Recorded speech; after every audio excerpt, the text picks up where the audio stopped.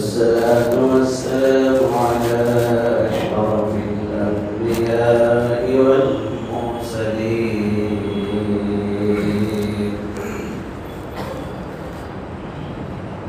محمد وعلى آله وأصحابه أجمعين.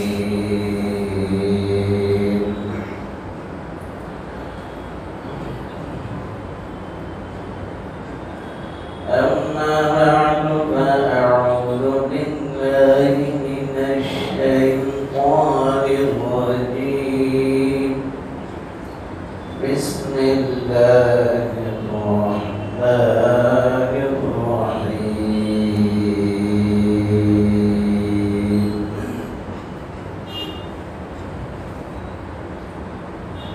ولا تهنوا ولا تحزنوا وأنتم الأعلون إن كنتم مؤمنين.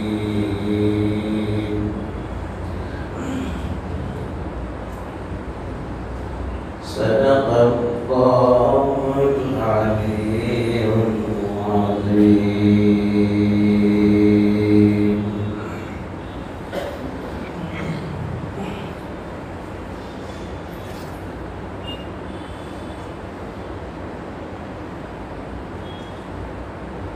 بزرگان محترم و برادران اسلام،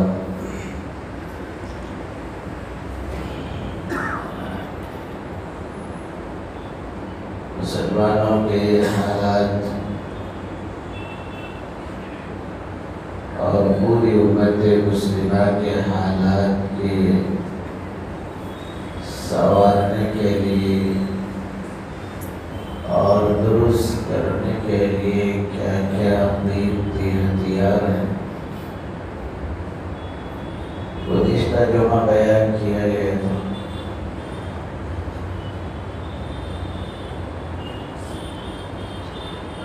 تو حالات کی بگاڑ، اس کی خرابی کے دو رخ ہیں۔ امت مسلمہ کے حالات کی بگاڑ کا ایک رخ وہ ہے جو گزشتہ جمعہ بیان کیا گیا۔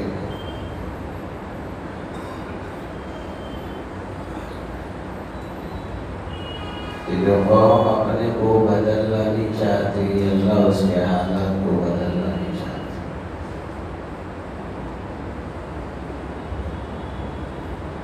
جس قوم کو اپنی زندگی کے بدلنے کی فکر نہ ہو، اللہ کی طرف سے حالات کے بدلنے کی کوئی صورت نہیں۔ ان اللہ لا یغیر ما بقوم حتی یغیروا ما بانفسہم۔ اللہ تعالیٰ کسی قوم کی حالت کو نہیں بدلتے جب تک کہ قوم اپنی حالت کو نہ بدلے۔ تصویر کا ایک دوسرا رخ، پوری ملت اسلامیہ کے حالات کے بگڑنے کی بنیاد صرف امت مسلمہ کے اعمال کی خرابی کو قرار نہیں دیا جا سکتا۔ اور بھی کچھ وجوہات ہیں مسلمانوں کے حالات کے بگڑنے۔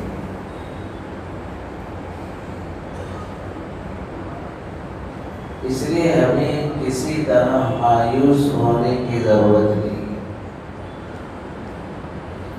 اگر وہ وجوہات سمجھ کر اگر حکمت عملی سے ہم نے اپنا اہم ترین فریضہ انجام دیا تو پھر اللہ پاک اس امت کی کایا پلٹنے کو تیار۔ بہت غور و فکر کرنے کے بعد کچھ ایسے وجوہات ہیں اور ان وجوہات کے نہ سمجھنے کی وجہ سے امت مسلمہ صحیح اس کی کوئی تدبیر نہیں کر پا رہی۔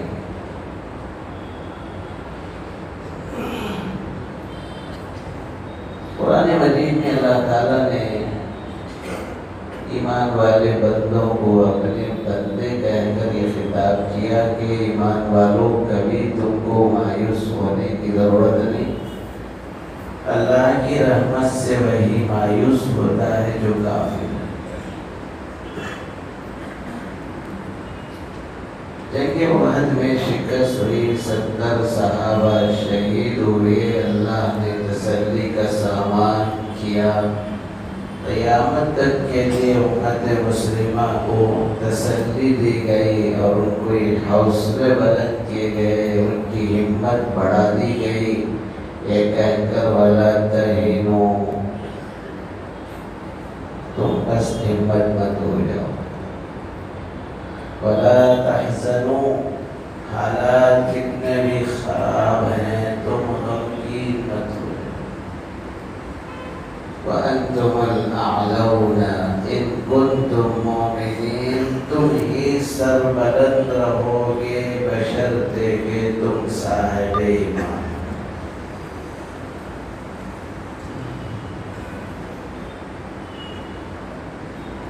دنیا میں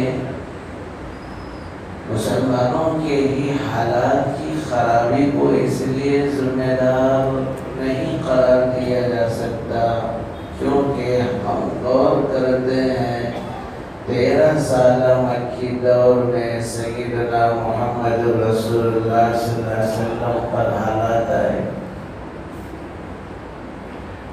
حضرات صحابہ پر حالات آئے، بوریوں میں ڈال کر دھواں دیا جاتا تھا تاکہ گھٹ گھٹ کر مر جائے، سنگلاخ وادیوں میں گھسیٹا جاتا تھا تاکہ کلمہ شرک زبان سے نکالے۔ کیا وہاں مسلمانوں کے اعمال بگڑے ہوئے تھے؟ کیا ان کے اخلاق بگڑے ہوئے تھے؟ پھر کیوں حضرات صحابہ کو مارا گیا، پیٹا گیا؟ محمد رسول اللہ صلی اللہ علیہ وسلم کے ساتھ اس قدر دشمنی کی گئی کہ اللہ کے نبی علیہ السلام کو مجبور ہو کر مکہ مکرمہ چھوڑنا پڑا۔ اگر ہم اسباب کو سمجھیں گے تو موجودہ دنیا میں عالم اسلام کے ساتھ دشمنی کے حالات بھی سمجھ میں آ جائیں۔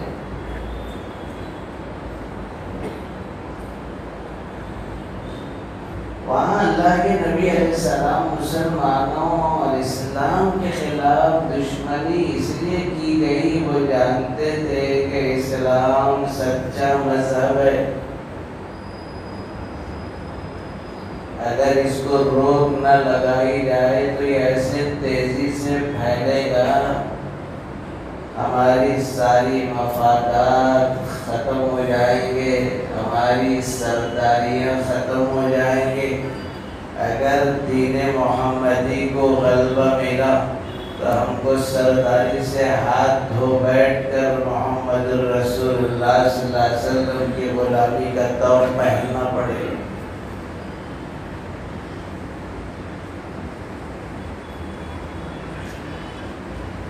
اگر مار مار کر ان کو ڈرایا نہ جائے، ڈر ہے کہ پھر پورا مکہ اس کی لپیٹ میں نہ آ جائے۔ دشمنی کی گئی، مارا گیا، حتیٰ کہ بعض کو شہید کر دیا گیا۔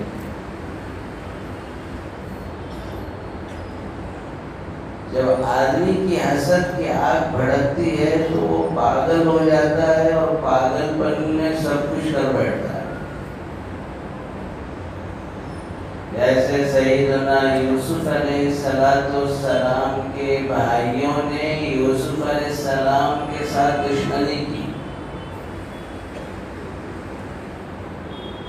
باپ یوسف ہی کو پکارتے ہیں، یوسف ہی کو چاہتے ہیں اور یوسف ہی سے محبت کرتے ہیں کہ ہم ان کی اولاد نہیں ہیں۔ لگتا ہے آگے بڑے بڑے مفادات کہیں یوسف حاصل نہ کر لے، اس کا قضا قما کیا جائے۔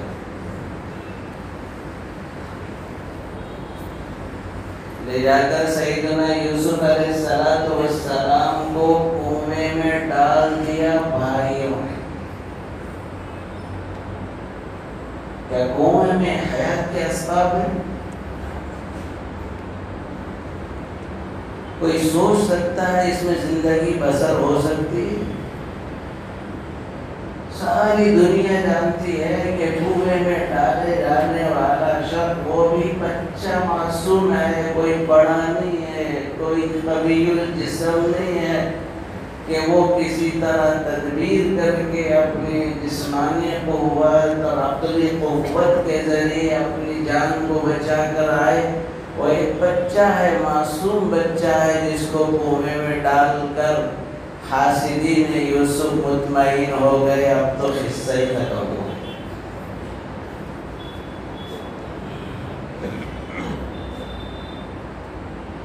یوسف علیہ السلام بچے ہیں، لیکن یوسف علیہ السلام کا خالق بہتر جانتا ہے کہ اس میں ہم کو کیا کیا آگے یوسف کو بڑھانا ہے۔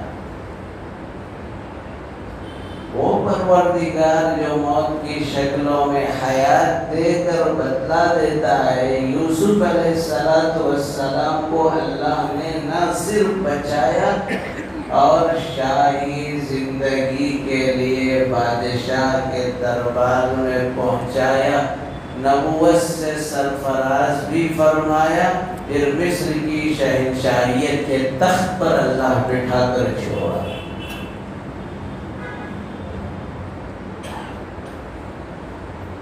یہ بھی دشمنی کی آگ اس وقت بھڑک رہی ہے۔ کیوں بھڑک رہی ہے؟ اس لیے کہ وہ یہ جان چکے ہیں اسلام میں بڑی لچک ہے، اسلام میں اللہ نے بڑی لچک رکھی ہے، اس کو جتنا دبایا جائے گا اسلام اتنا ابھرنے والا ہے۔ اور یہ سمجھ چکے ہیں اگر اسلام کو دبایا نہ جائے، مسلمانوں کو دبایا نہ جائے، مسلمانوں کو زد و کوب نہ کیا جائے، مسلمانوں کی کتاب میں شک اور شبہات پیدا کر کے ان کو بدگمان نہ کیا جائے اور اس کے لیے مستقل ٹیمیں ترتیب دے کر اسلام کو پیچھے ڈھکیلنے کی اگر سازش نہ کی جائے تو یہ سب سے تیزی کے ساتھ ابھرنے والا یہی اسلام ہے۔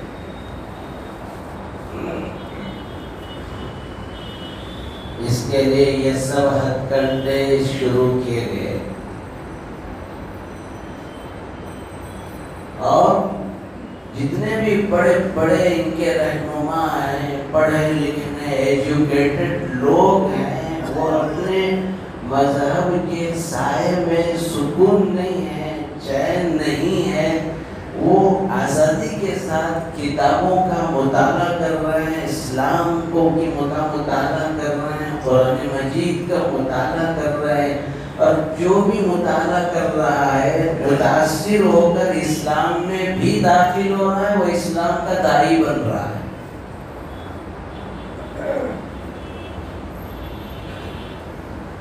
اللہ کا شکر ہے مسلمانوں کو جو ایمان ملا، جو دین ملا، اس میں جو قرار اور چین سکون اللہ نے رکھا ہے، کسی بھی مذہب کے سائے میں وہ چین اور سکون نصیب نہیں۔ اس لیے باطل مذہب کی کتابیں پڑھنے کی ہمیں ضرورت نہیں، بلکہ ممانعت معلوم ہوتی ہے۔ ہاں اس کی تو گنجائش ہے کہ ان باطل مذہب کو کہاں حق چھپا ہوا ہے اس کو کھرید کر بیان کرنے کے لیے مطالعہ کرنے کی اجازت ہے، لیکن عام حالات میں اس کو پڑھنے کی اجازت نہیں ہے۔ سیدنا عمر بن خطاب رضی اللہ عنہ رسول اللہ صلی اللہ علیہ وسلم کی خدمت میں آتے تھے، اور کبھی کبھار یہودیوں کی بھی ایک مجلس ہوتی تھی جہاں موسیٰ علیہ السلام کی سیرت اور پھر توریت پڑھی جاتی تھی، تو باتیں کچھ اچھی نظر آتی تھی۔ تو موسیٰ حضرت عمر بن خطاب رضی اللہ عنہ ایک مرتبہ گئے، بیٹھے، نہ صرف بیٹھے، ایک نسخہ توریت کا اٹھا کر لائے اور لا کر رسول اللہ صلی اللہ علیہ وسلم کی بارگاہ کہنے لگے، یا رسول اللہ دیکھیے توریت کا نسخہ، اس میں کیا باتیں ہیں۔ پڑھنے لگے اور اللہ کے نبی علیہ السلام کا چہرہ سرخ ہونے لگا۔ سیدنا ابو بکر صدیق رضی اللہ عنہ نے دیکھا، عمر تم کیا کر رہے ہو؟ دیکھتے نہیں آقا سیدنا محمد رسول اللہ صلی اللہ علیہ وسلم کا چہرہ بگڑ رہا ہے۔ تب جو ہے حضرت عمر پلٹ کر رسول اللہ صلی اللہ علیہ وسلم سے معافی چاہتے ہیں۔ سرکار نے فرمایا، لو کان موسیٰ حیا لما وسعہ الا اتباعی۔ اے عمر تم توریت پڑھتے ہو، صاحب توریت اگر موسیٰ بھی آئیں یہ توریت منسوخ ہو جائے گی اور موسیٰ کو میری اتباع کے بغیر کوئی چارہ نہ ہوگا۔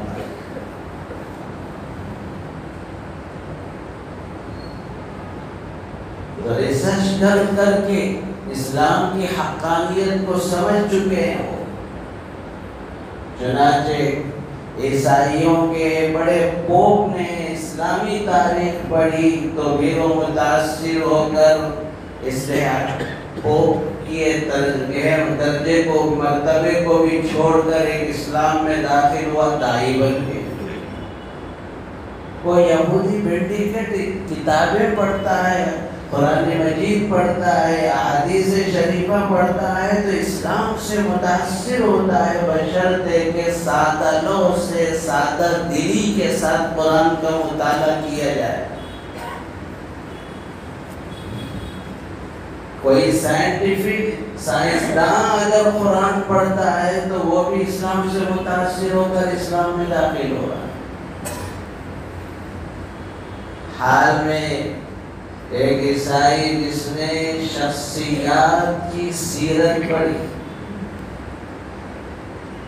28 سال تک سیرت سیدنا آدم علیہ السلام سے لے کر بڑی بڑی جتنی شخصیات اس دنیا میں گزری ہیں، اس نے ان سارے شخصیات کی سیرت پڑھ کر اور شخصیات کا جن سے یہ متاثر ہوتا گیا ان سب کا نام الگ الگ لکھتا گیا۔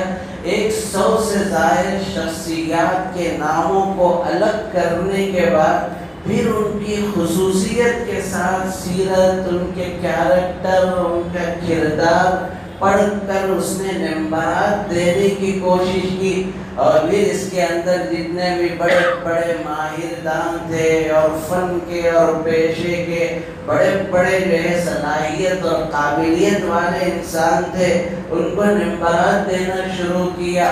اور خود عیسائی تھا، اس نے سیدنا عیسیٰ علیہ السلام کی سیرت پڑھ کر تیسرے نمبر کی شخصیت ہونے کے اعتبار سے تیسرا نمبر دیا، اور پھر آقا سیدنا محمد رسول اللہ صلی اللہ علیہ وسلم کی ہستی کا مطالعہ بغور کرنے کے بعد پھر نمبر دیا۔ یہ وہ ہستی ہے جو سب سے پہلے نمبر والی ہے، ان سے آگے کا کوئی نہیں ہے اور نہ ان کے برابر کا کوئی ہے۔ یہ محمد رسول اللہ صلی اللہ علیہ وسلم کی ہستی ہے، اور یہ بھی اس نے پیش گوئی کی ہے۔ ان کا لایا ہوا دین تیزی کے ساتھ پھیلنے والا ہے، رکانے پر بھی رکنے والا نہیں۔ اب بے چینیاں شروع ہو گئی، ان کے دشمنوں کے ایوان میں زلزلہ آ گیا۔ کسی طرح امت مسلمہ کے اس مذہب کی حقانیت کو دبایا جائے۔ کبھی شکیل بن حنیف کو خرید کر وہ دعویٰ کرتا ہے کہ میں عیسیٰ ہوں، دعویٰ کرتا ہے کہ میں مہدی ہوں، امت کو اس میں الجھا دو۔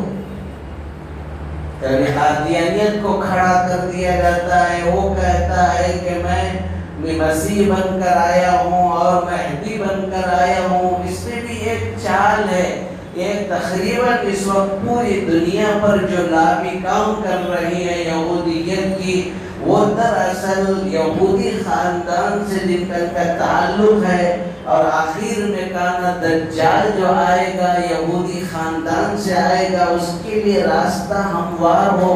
سیدنا عیسیٰ علیہ السلام جو برحق نبی ہیں وہ آئیں گے، ان کے آقا آخر میں آنا بھی برحق ہے۔ سیرت کی کتابوں میں اللہ کے نبی علیہ السلام نے احادیث شریفہ میں صاف بیان فرمایا، عیسیٰ علیہ السلام اس سرزمین پر آئیں گے، 40 سال حکومت کریں گے اور نکاح بھی کریں گے، ان کی اولاد بھی ہوگی، ان کا جب انتقال ہوگا تو میرے سرانے عیسیٰ علیہ السلام مدفون ہوں گے۔ آج بھی سرکار کے سرانے پر جگہ چھوٹی ہوئی ہے۔ یہ حق تعلیمات ہیں قرآن کی، یہ حق تعلیمات ہیں احادیث شریفہ کی۔ اس کے اوپر پردہ ڈالنے کے لیے انہوں نے یہ شکیلیت کا جال پھیلایا، قادیانیت کا جال پھیلا کر یہ بتایا گیا عیسیٰ علیہ السلام آنے والے نہیں ہیں، یہ جو قادیانی ہے وہی عیسیٰ تھا، شکیل بن حنیف جو ہے وہی عیسیٰ تھا، تاکہ آنے والے دجال کے لیے راستہ صاف ہو جائے۔ اور اسلام کو دبانے کے لیے بہت کوششیں چل رہی ہیں، اور امت مسلمہ کو مختلف چیزوں میں گھیرا جا رہا ہے، اور اسلام کی یہ حقانیت کا کھلے عام اعلان ہے۔ اسی لیے کسی اور مذہب والا اگر پلٹ کر ان کی ہندوازم میں جاتا ہے تو اس کو انعام مختصر ہے، لیکن اسلام کو چھوڑ کر اگر ان کی مذہب میں جائے تو 5-5 لاکھ کا انعام۔ کیوں ہے؟ وہ جانتے ہیں کہ جو اسلام کے دائرے میں جاتا ہے اس کا نکل کر آنا بہت مشکل ہے۔ تو بھائیو، یہ ہے اس وقت حقانیت عیاں ہو چکی ہے، اس کو دبانے کے لیے اسی لیے مسلمانوں ہی میں سے کچھ کو چنا جا رہا ہے، تاکہ قرآن میں شک و شبہ پیدا کیا جائے، تاکہ قرآن کی آیات جہاد کو باطل قرار دے کر قرآن کی عظمت کو گھٹایا جائے، اور نت نئے فتنوں کے لیے کچھ لوگوں کو استعمال کیا جا رہا ہے، تاکہ امت اسی میں پڑی رہے اور وہ اپنے اصل مقصد دعوت پر نہ آئے۔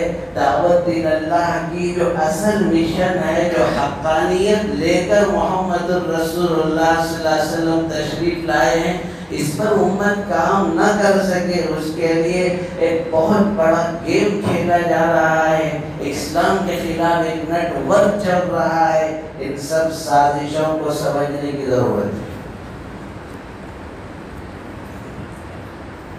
کرنا کیا ہے؟ کرنا کیا ہے؟ جس وجہ سے دبایا جا رہا ہے اسی نقطے پر امت کو آنا ہے۔ ایک تو اپنے عبادتوں میں کوتاہی نہیں کرنا ہے، نمازوں کا بھرپور اہتمام، اپنے اخلاق کو سنوارنا ہے، حکمت عملی کے ساتھ اسلام کی حقانیت کا پیغام بہت سے معصوم اور سادہ لوگ برادران وطن تک یہ پیغام پہنچے، اس کی فکر ہر ایک کو کرنا ہے۔ اس وقت پورا سروے کر کے یہ کہا جا رہا ہے کہ ہندوستان کا ہر 6واں باشندہ مسلمان ہے، اور پوری دنیا کا ریسرچ کر کے یہ کہا جا رہا ہے کہ پورے دنیا کا پانچواں جو شخص ہے وہ مسلمان ہے۔ بہت اچھا گر مسلمانوں کو ملا، ہر مسلمان 6 پر 5 پر محنت کر لے، مسئلہ آسان۔ ہر مسلمان 5 اور 6 فرد پر محنت اگر کر لے تو پھر آہستہ آہستہ جو کچھ دشمنان اسلام کی کارستانیاں ہیں ان سب پر پانی پھر جائے گا۔ اس لیے بھائیوں، ہر وقت یہ نہیں کہا جا سکتا کہ امت مسلمہ کے اعمال کی وجہ سے حالات بگڑ رہے ہیں۔ ایک وجہ ہو سکتی ہے، لیکن دراصل ان لوگوں پر حقانیت اسلام کا پورا پول کھل چکا ہے۔ وہ جانتے ہیں اسلام وہ جامع مذہب ہے کہ حیات سے لے کر موت تک کے مسائل بتاتا ہے۔ اسلام کے یہاں تجارت کے مسائل ہیں، اسلام کے یہاں سیاست کے مسائل ہیں، اسلام کے یہاں حکمرانیوں کے اصول ہیں، اسلام کے یہاں رعایت کے اصول ہیں۔ اسلام اگر مسلمانوں کو یہ سب چیزیں مل جائے، دنیا میں ایک بہترین پارلیمنٹ کا نظام چلا سکتے ہیں، راجیہ سبھا کے نظام کو اعلیٰ ترین انداز میں انجام دے سکتے ہیں، یا قوم آگے بڑھ سکتی ہے، تو پھر اس کو کوئی پیچھے نہیں ڈھکیل سکتا۔ اس لیے پوری طاقت کے ساتھ اس کو پیچھے ڈھکیلنے کے لیے کوشش کی جا رہی ہے۔ ہمیں مایوس ہونے کی ضرورت نہیں ہے۔ ہم وہ قوم ہیں جس کو مٹانے کی تاریخ، سابقہ تاریخ میں بہت کچھ کوششیں کی گئی۔ قرآن کا یہ سچا وعدہ ہے۔ اللہ رب العزت ارشاد فرماتے ہیں کہ اللہ تعالیٰ نے نبی صلی اللہ علیہ وسلم کو ایسا دین دیا ہے لِيُظْهِرَهُ عَلَى الدِّينِ كُلِّهِ وَلَوْ كَرِهَ الْمُشْرِكُونَ يُرِيدُونَ لِيُطْفِئُوا نُورَ اللَّهِ بِأَفْوَاهِهِمْ۔ مسلمانوں، دشمنان اسلام کوشش کر رہے ہیں کہ اسلام کے چراغ کو گل کر دیا جائے۔ اس کے لیے حسد کی آگ بھڑکی ہوئی ہے، جگہ جگہ اس چراغ کو بجھانے کی سازشیں کر رہے ہیں۔ ڈرنے اور گھبرانے کی ضرورت نہیں ہے۔ یریدون ان یطفئوا نور اللہ بافواہہم واللہ یتم نورہ ولو کرہ الکافرون۔ وہ اللہ جو رب العالمین ہے، وہ اللہ جو رب المسلمین ہے، وہ اللہ جو رب الکفار ہے، وہ اللہ جو رب المشرکین ہے، اور اللہ جو رب الیہود و رب النصارہ ہے، وہ اعلان کر کے صاف کہہ رہا ہے کہ واللہ یتم نورہ ولو کرہ الکافرون۔ کہ کفار کو کتنا ہی ناگوار ہو، اللہ اسلام کو غلبہ دے کر رہے گا۔ وہ دن دور نہیں ہے۔ اسلام جب آگے بڑھنے کے لیے کوشش اس سلسلے میں تیزی شروع ہو جائے گی، ہر کچے پکے مکان میں آقا سیدنا محمد الرسول اللہ صلی اللہ علیہ وسلم کا یہ کلمہ داخل ہو کر رہے ہیں۔